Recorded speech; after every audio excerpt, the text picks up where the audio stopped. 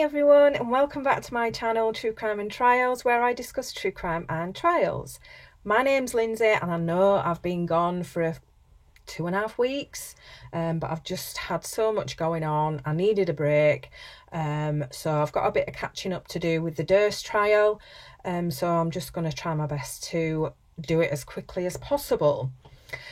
So next up is Emily Altman. Now this testimony was so long and so repetitive. I mean, she's a close friend of Bob, so you can imagine how it went, how Mr. Lewin handled it all. So let's crack on, get into it. So, as I said, Emily is a good friend of Bob's, and Mr. Lewin starts off by asking her if she considers herself a neutral and unbiased witness, but she answers with, "I hope my answers to you are truthful." But Mr. Lewin hits back with, "That isn't the question he asked." Now, this continues throughout the testimony. You know, if she doesn't give a good enough answer, then he will continue and continue and continue with the same question over and over and over until she gives a better answer. So he asks her again, and she says, "Obviously, I have a relationship with Bob Durst, but again, I think I'm going to be honest with you and truthful with you." So, right. So Emily also says that she doesn't want to believe Bob committed this crime, and she's getting upset talking about this. So this shows obviously how close she is to Bob, because she doesn't want to think her close friend of all these years could be capable of doing something as horrific as this, although, you know, she knew about Maurice Black. So next, Mr. Lewin asks her if Bob was proven to have murdered Susan, would it cause her to question herself as to how well she really knew Bob? She answers no. She doesn't think that she can judge the person's entire life by one act. So if he was guilty, she says it still wouldn't change her view of Bob. So Emily has declined to speak to Mr. Lewin for the past 2 years. This is because her husband is one of Bob's attorneys who she worked for, and she was advised by attorneys not to speak to Mr. Lewin unless she had to. She even tried to fight the subpoena. Emily has known Bob for 46 years, and she met him through her husband. Her husband Stuart and Bob met in high school, and Bob is now obviously one of their closest friends. So a very, very long time to be friends with someone. So Bob once paid for a trip for them all to go to Puerto Rico, and Emily says it was a thank you for the help that they gave him in the Galveston trial. He also gifted them a car in 2001. Then get this, it was a $40,000 to $50,000 Lexus. Emily is also asked if she can remember if her husband also got a $600 phone from Bob. All she knows is that there was a phone. So based on this, Mr. Lewin is trying to establish that their client relationship with Bob was totally different to their other clients, which takes so long to get some sort of answer from her. But it's obvious, but he just wants to hear her say it. And to top it off, when Emily and Stuart's son was born, Bob and Kathy were there at the hospital, and Bob is her son's godfather. Even to this day, knowing Bob had killed and dismembered Maurice Black, she believes that Bob is still the right person to be her son's godfather. Wow. So by the way, I haven't looked at this for over 2.5 weeks, so I'm just rereading it all, and it's just like, wow. So by the sounds of it, Emily asked for Bob's help getting her son a job, and I don't think he would help. She said something like, "I put my reputation on the line, gone on TV and said he was a wonderful man, but he wouldn't even help me," which she says she doesn't think she said those exact words. but she said it nonetheless. So at some point, I hadn't put two and two together and didn't realise that the woman that Bob had an affair with, Prudence Farrow, is Mia Farrow's sister. I was like blown away by this. I was like, whoa. Mia Farrow's sister with Bob Durst. So it's not a surprise to hear that Emily never saw Bob be violent to Kathy. I don't think she would honestly say if she did. She's asked to assume that maybe that may have been the case, and asked what her response would be, and she says that it wouldn't sound like the Bob she knew. If he admitted it, okay, but she never saw it. It would cause her to question whether or not she truly knew Bob. So even though Bob admitted it in the Jinx, she still will accept that because she hasn't actually heard it from Bob. Emily saw Kathy a month or two before she disappeared. She didn't notice anything unusual. Of course she didn't. She doesn't remember if Kathy seemed excited about graduating medical school, which you would have thought she would have been. So when Kathy disappeared, Bob called Emily and Stuart. She can't remember when that was, though. He asked them if they'd seen her. They offered to call hospitals. That is it. That's all they did. They offered to call hospitals. They didn't offer to go out and look. Nothing. She doesn't remember if Bob asked them to help him look for her, nor did they offer either. They just said let them know if there's anything they could do. Emily can't remember if she asked Bob what had happened to Kathy. When Emily heard about Kathy going missing, she initially thought maybe she went off with someone, maybe she'd had it with school, or maybe she had a meltdown. But Kathy had never indicated to her that she didn't want to finish school or become a doctor.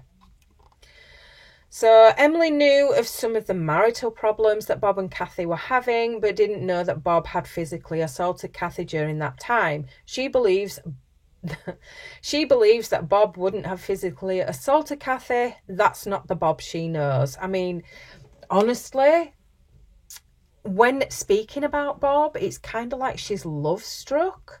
Like she's got some sort of thing for Bob. She's really weird when she's giving this testimony, when she's talking about Bob and the nice things about Bob. So when Kathy disappeared, Emily told Bob that Kathy was seeing someone and that she thought maybe Kathy had run away with this person. She says that's what Kathy had told her, that she was seeing someone. So on to Susan Berman. Emily knows who Susan Berman was and met her once. She didn't spend any time with Bob and Susan. She would agree, though, that Susan was one of Bob's closest friends. She read about Susan being Bob's spokesperson, but she didn't know that personally.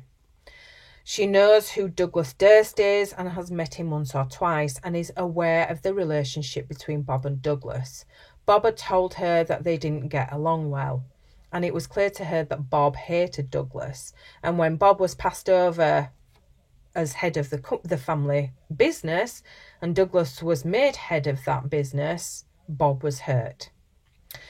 Emily and her husband didn't have any communication with Bob from between 1995 to 2001, and there was also a period of time between 1982 and 1995 where they lost contact.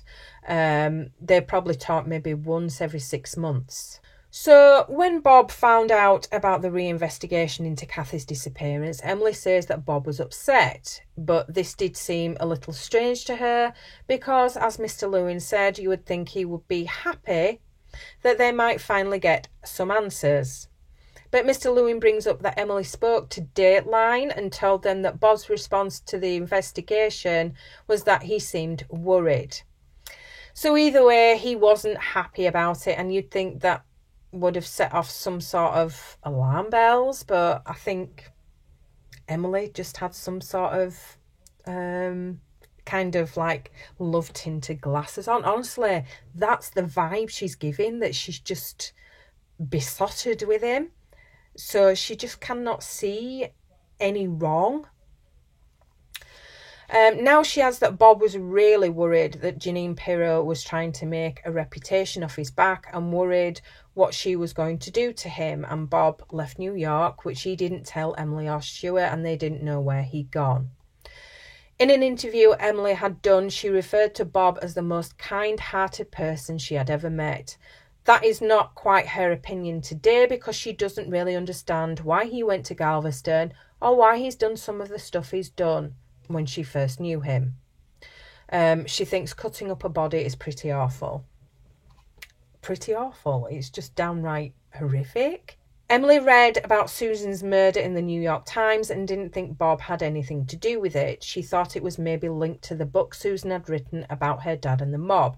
Emily doesn't remember talking to Bob about Susan's death. So Emily has been talking to Charles Bagley a lot over 16, 17 years, and Mr. Lewin asked her if she ever discussed or ever told him that she had information from Bob about where he was at the time of Susan's murder. But she can't remember, which, as Mr. Lewin points out, isn't a no. So Mr. Lewin asked her if Bob ever told her where he was at the time of Susan's murder, and she believes he said he was in California, Los Angeles more specifically, and he was staying at the Beverly Hilton. Emily didn't think that this was important to give to law enforcement. She doesn't believe that Bob could have killed Susan because she was his best friend. Emily will not allow Charles Bagley to release any of the conversations she had with him regarding Bob over the years. She just will not. And Mr. Lewin asked a few times if she will release him. She won't. So Emily has heard of the cadaver note, and she knows what Bob's handwriting looks like. First, Mr. Lewin shows her the envelope, which she has seen before, and she says it kind of looks like Bob's writing. And now Emily is shown the note, and she thinks this also looks like Bob's writing. Emily thinks Bob told her near to Susan's murder that he was planning to go to Los Angeles and visit Susan, although she didn't ask if he'd seen her while he was there. It's possible that she may have told Charles Bagley that Bob had seen Susan in LA, so we just don't get a definite answer. I know it's a long time ago, and we probably won't get confirmation if she allowed Charles to release the conversation she'd had with him, but you know, this is the best we're going to get.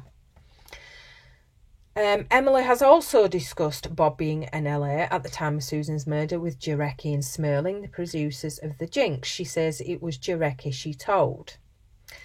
So in the Dateline interview, Emily did say she spoke about Bob trying to manipulate the jury in Galveston. To quote what she said in that interview, she said, Bob was trying to use every way within his power to look frail when he was on trial in Galveston. Exactly what he's doing in this one. But now she's been questioned on it. She's saying that he'd had a lot of health issues and he was frail and he was looking frail and he didn't want people to think of him as this. I'm sorry, but the first quote sounds way more like what Bob would say and do. So even though a clip has been played proving exactly what she said, she has now totally flipped it. Next, she says that she thought Bob was trying to portray who he was rather than who people thought he was, and that makes total sense to her.